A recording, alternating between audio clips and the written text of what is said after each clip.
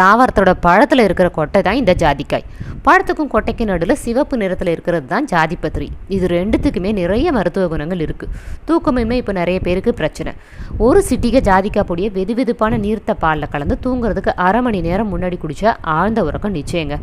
6 மணி நேரம் நல்லா தூங்குனாலே பிபி போன்ற பல பிரச்சனைகள் இருக்காது. குழந்தைகளுக்கு 6 மாதத்தில் திட உணவு கொடுக்க ஆரம்பிக்கும் போது இந்த ஜாதிக்காய் பொடியை பால்லையோ உணவுலையோ சேர்த்து கொடுங்க. குழந்தைங்க நல்லா தூங்குவாங்க. சளி, இருமல், வயிற்று வலி, கேஸ் ட்ரபிள் போன்ற பிரச்சனைகளும் இருக்காது. இந்த பொடி மன அழுத்தம், ஞாபக மறதி பிரச்சனை, படபடப்பு இது எல்லாத்தையும் கூட தீர்த்து வைக்குது. வாய் துர்நாற்றத்தை அகற்றதால டூத் பேஸ்ட்லையும் இதை பயன்படுத்துகிறாங்க. பொடி பண்ணி வச்சுக்கிறத விட ஃப்ரெஷ்ஷாக கிரேட் பண்ணி உணவில் சேர்த்துக்கோங்க. பிரியாணிக்கு தனி மணத்தை கொடுக்கும். ஆனால் ஒரு நாளைக்கு 1/2 ஸ்பூன் தான் உணவில் சேர்த்துக்கணும். அதிகமாக சேர்த்துக்கும் போது வாந்தி, வலிப்பு, ஹார்ட் அட்டாக், பொய் பிம்பம் போன்ற பிரச்சனைகளை ஏற்படுத்தக்கூடும். இந்த பொடியை குழச்சி முகத்தை தடவுறதால முகப்பரு, கருவளையம், அம்மை தழும்பு போன்றவையும் நீங்கும்.